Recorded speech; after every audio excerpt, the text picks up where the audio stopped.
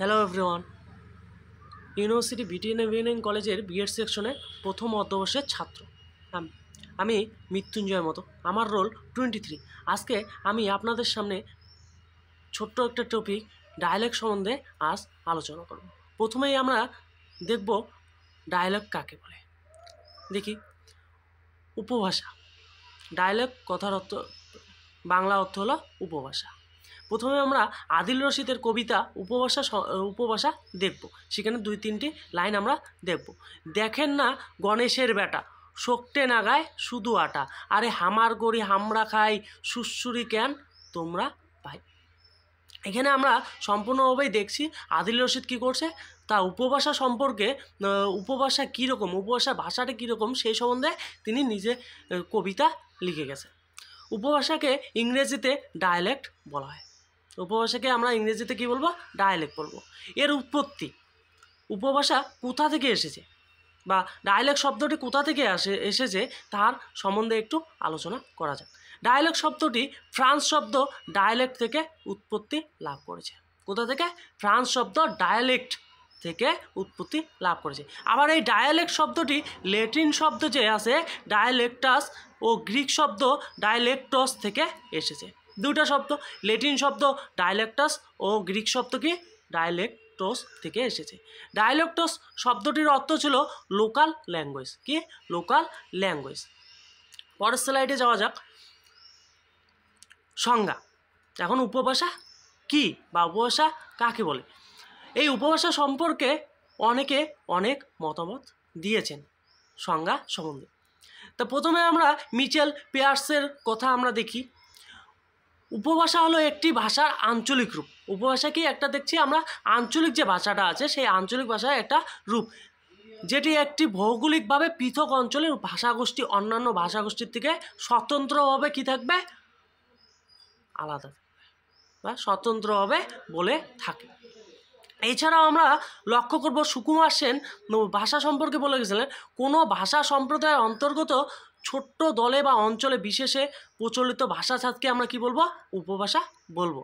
তিনি আরও বলেন, মানে সুকুমার সেন আরও বলেন যে কোনো একটি বিশেষ জনগোষ্ঠীর মানুষ যখন কোনো একটা নির্দিষ্ট ভাষায় কথা বলেন তখন তাদের ভাষা সম্প্রদায় বা স্পেস কমিটি বলা হয়ে থাকে।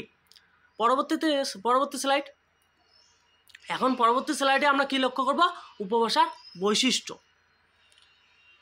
উপভাষার বৈশিষ্ট্য প্রথমে 1 নম্বর হলো আঞ্চলিকভাবে পৃথক বা সামাজিকভাবে পৃথক জনগোষ্ঠী থেকেই কি হয়? উপভাষা আসে। 2 নম্বর, যে কোনো উপভাষার প্রধান লক্ষণ বা বৈশিষ্ট্যগুলি আঞ্চলিকতার মাধ্যমেই বেশি লক্ষ্য করা যায়। উপভাষা হলো 3 নম্বর হলো উপভাষা হলো যে কোনো ভাষার সোশিওলিঙ্গুইস্টিক্সের একটি বিশেষ বৈচিত্র্য। 5 নম্বর, যে কোনো মানুষের উপভাষা উচ্চারণের নিজস্বতা দেখা যায়। ম্যাক্স মুলার বলেছেন, the Real and natural life of A language is it's ডায়ালেক্টস। পরে নেক্সট স্লাইড। এখন আমরা উপভাষার শ্রেণীবিভাগ। উপভাষার শ্রেণীবিভাগ আমরা প্রথমেই লক্ষ্য করব বাংলা উপভাষার শ্রেণীবিভাগ। এই বাংলা উপভাষার শ্রেণীবিভাগে অনেকেই অনেক ধরনের শ্রেণীবিভাগ করেছেন। যেমন আমরা প্রথমে লক্ষ্য করব জর্জ আব্রাহাম গিয়ারসনের শ্রেণীবিভাগ। জর্জ আব্রাহাম গিয়ারসন বাংলা উপভাষাকে প্রথমত 7টি ভাগে ভাগ করেন। কি কি? কেন্দ্রীয় বা চলিত বাংলা, পশ্চিম বাংলা, দক্ষিণ পশ্চিমা, উত্তরবঙ্গীয়, রাজবংশী, পূর্ববঙ্গীয়, দক্ষিণ পূর্ববঙ্গীয়। এছাড়াও রয়েছে সুকুমার সেনের শ্রেণীবিভাগ। সুকুমার সেন বাংলা উপভাষাকে 5 ভাগে ভাগ করেছেন। ঝাড়খণ্ডী, রাঢ়ী, বরেন্দ্রী, বঙ্গালী, কামরূপী। এরা বিভিন্ন অঞ্চল জুড়ে কি আছে? বিস্তৃত আছে। এছাড়া লক্ষ্য করা যায়, এছাড়া আমরা পরের স্লাইডে দেখব উপভাষা এবং আদর্শ উপভাষার মধ্যে, আদর্শ ভাষার মধ্যে কি পার্থক্য। Language versus dialect. তো 1 নম্বর হলো কোনো রাজধানী বা অঞ্চলে এই ভাষা একটাই হয়ে থাকে। আদর্শ ভাষা কি? কোনো রাজধানী বা অঞ্চলে আদর্শ ভাষা একটাই হয়ে থাকে। উপভাষা কি? কোনো অঞ্চলের উপভাষা একাধিক হতে পারে। 2 নম্বর হলো শিক্ষিত সভ্য মানুষের জন্য আদর্শ ভাষা। উপভাষা হলো অনেক শিক্ষিত জনগোষ্ঠীর ভাষা না হতে পারে। 3 নাম্বার, দেশের সকল সহকারী কাজকর্ম, অফিস, আদালত ইত্যাদির কাজে চলে আসে আদর্শ ভাষা। আর উপভাষা কি? কোনো দেশে সহকারী কাজে স্থান পায় না। আদর্শ ভাষায় 4 নম্বরে আমরা লক্ষ্য করব, আদর্শ ভাষায় স্বরূপ পরিবর্তন প্রায় বোঝা যায় না, কিন্তু উপভাষায় প্রতিনিয়ত নবজীবন লাভ করে ভাষা, উপভাষা। পরের স্লাইড, উপভাষা মানে শ্রেণীকক্ষে উপভাষা শিখনের প্রয়োজনীয়তা। এখন আমরা উপভাষা সম্বন্ধে পড়তেছি, এখন শ্রেণীকক্ষে কীভাবে উপভাষাটাকে আমরা ব্যবহার করব বা কি প্রয়োজন সেটাই আমরা লক্ষ্য করব। প্রথমে আমরা লক্ষ্য করব, প্রাইমারি অ্যান্ড এলিমেন্টারি স্তরে উপভাষা সংক্রান্ত কোনো আলোচনা খুবই গঠনমূলক। খুবই গঠনমূলক। প্রয়োজনীয়তাগুলো হলো, 1 নম্বর, উপভাষা আঞ্চলিক ভেদাভেদের কথা বললেও শিক্ষার্থীর মনন একই সূত্রে বাঁধা, একই সূত্রে কি থাকবে? বাধা থাকবে। 2 নম্বর, কোনো শিক্ষার্থীর মুখ থেকে নিঃসৃত উপভাষাটি তার নিজের তাকে জানানো। কোনো শিক্ষার্থীর মুখ থেকে নিঃসৃত যে উপভাষাটা থাকবে তার নিজের তাকে জানানো। 3 নম্বর, কোনো শিক্ষার্থীকে উপভাষার অস্তিত্ব এবং অবস্থান সম্পর্কে কী করে দিতে হবে? অবগত করা দিতে হবে। 4 নম্বর, শিক্ষার্থীর শিখনের ভাষার সাথে তার নিজের উপভাষার সাদৃশ্য ও বৈসাদৃশ্যগুলি কি তাকে ধরিয়ে দেওয়া। 5 নম্বর, শিক্ষার্থীর উপভাষার মধ্যে তার নিজ আঞ্চলিক সংস্কৃতি বেঁচে থাকবে, সেটা কি হবে? জানানো।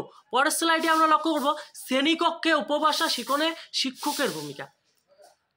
এখন আমরা আগের স্লাইডে কি দেখলাম? আগের স্লাইডে দেখলাম শ্রেণীকক্ষে উপভাষা শিখনের প্রয়োজনীয়তা। এখন নেক্সট স্লাইডে আমরা দেখব শ্রেণীকক্ষে উপভাষা শিক্ষণে শিক্ষকের কতটা ভূমিকা রয়েছে। 1 নম্বর, শ্রেণীকক্ষে উপভাষা ব্যবহারকারী শিক্ষার্থী শনাক্ত করা, শিক্ষার্থীর কি করবে? শনাক্ত করা। 2 নম্বর, শিক্ষার্থীর কাছে উপভাষা সম্পর্কে বর্ণনা করা। 3 নম্বর, শ্রেণীকক্ষে কোনো শিক্ষার্থী বারবার উপভাষায় বাক্য লাভ করলে উৎসাহ দেওয়া। 4 নম্বর, নিজ উপভাষায় শিক্ষার্থীকে দিনলিপি লিখতে উৎসাহ দেওয়া, দিনলিপি অর্থাৎ ডায়েরি লিখতে কি দেওয়া? উৎসাহ দিতে হবে।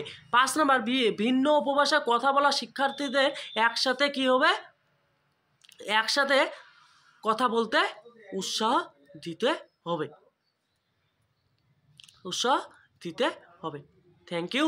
আমার এইটুকু বক্তব্য রাখার ছিল ডায়ালগ সম্পর্কে। জানি না কতটা ভালো হলো বা কতটা সবাই উপকারিতা হবে। Thank you. এই বলে আমি আমার বক্তব্য শেষ করব।